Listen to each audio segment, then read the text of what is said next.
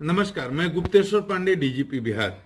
एक गलतफहमी बहुत हो रही है लोगों को कि 21 के बाद लॉकडाउन में छूट है। नहीं, मैं यही स्पष्ट करने के लिए हाथ जोड़ करके प्रार्थना करता हूं बिहार की 12 करोड़ आवाम से, कोई छूट नहीं है आम आदमी के लिए। जैसे लॉकडाउन चल रहा था आम जनता के लिए, वैसे ही ये लॉकडाउन 3 मई तक चलेगा। आपने बड़ा सहयोग किया है, बड़ा समर्थन दिया है, बड़ा ही प्यार दिया है। मेरा अनुरोध है कि 3 मई तक अपने घर में रहें। सरकारी कार्यालय खुल गए हैं तो कुछ लोग आएंगे जाएंगे, आवश्यक सेवाओं से संबंधित लोग आएंगे जाएंगे, आपातकालीन सर्विसेज से संबंधित लोग आएंगे जाएंगे, कुछ कामों में सरकार ने छूट दी है, उस कामों से संबंधित लोग आएंगे जाएंगे। उनको रोड पर गाड़ी से, मोटरसाइकिल से चलते हुए देखकर ये ना समझ लेना कि आप भी स्वतंत्र हैं, कहीं निकल सकते हैं। नहीं, आम जनता के लिए अभी भी लॉकडाउन वैसे ही है जैसे था। हाथ जोड़ते हैं, घर में रहिए, सुरक्षित रहिए, 3 मई तक बाहर मत निकलिए। और जो निकलते हैं, लॉकडाउन का उल्लंघन करते हैं, तो उनके खिलाफ कितनी कड़ी कार्रवाई होती है आपको बताने की जरूरत नहीं। बिहार में मजबूर होकर के लॉकडाउन के उल्लंघन में एक डीएसपी स्तर के पदाधिकारी पर एफआईआर करना पड़ा, उनको निलंबित होना पड़ा, बीडीओ और सीओ पर एफआईआर करना पड़ा, एक वरीय मंत्री के पीए पर एफआईआर करना पड़ा, गिरफ्तार करना पड़ा। तो सरकार इस मामले में कितना सख्त है आप इसका अंदाजा लगा सकते हैं। तो किसी के लिए भी, आम आदमी के लिए 3 तारीख तक बाहर घर से नहीं निकलना है, यह बिल्कुल क्लियर हो जाना चाहिए।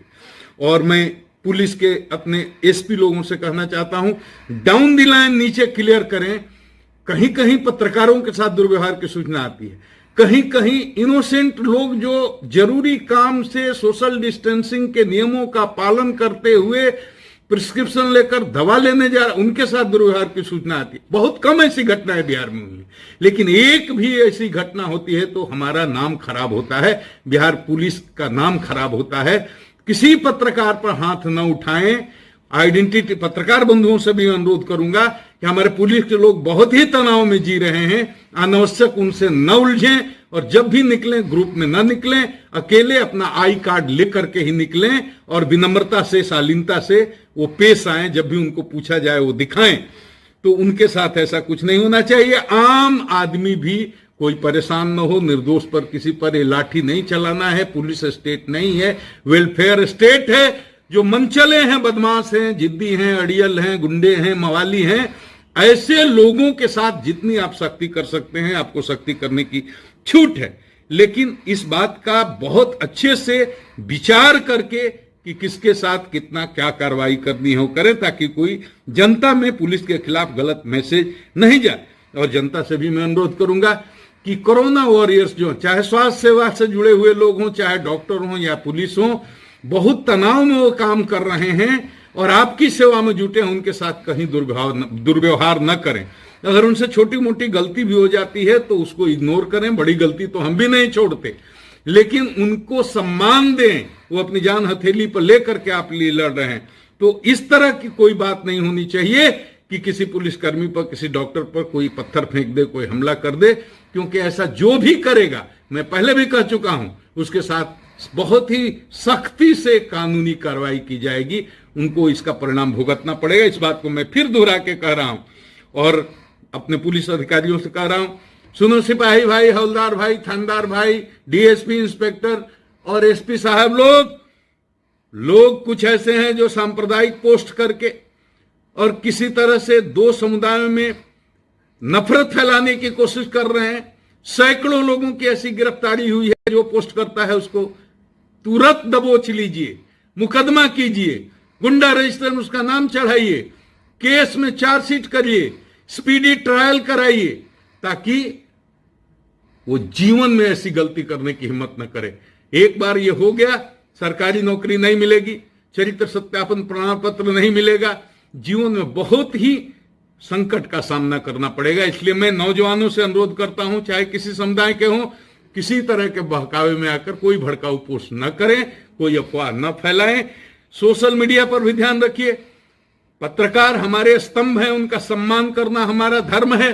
लेकिन पत्रकारिता के नाम पर कुछ ऐसे लोग भी आ गए हैं जो पोर्टल खोल खोल करके और गलत न्यूज अफवाहें फैलाते हैं। कम हैं, लेकिन ऐसे लोग हैं। तो ऐसे लोगों के खिलाफ भी कार्रवाई होगी, ये बात उनको ध्यान में रखना चाहिए। उनकी जिम्मेवारी है। वो अगर मीडिया के चौथे स्तंभ हैं तो उनकी जिम्मेवारी है। कोई भी जिम्मेदार पत्रकार इस तरह की कोई गलत अफवाह नहीं फैला सकता अपने चैनल के माध्यम से। लेकिन कुछ लोग हैं, तो ऐसे जो कुछ लोग हैं उनको चिन्हित करें और विचार करके उन पर कार्रवाई करें।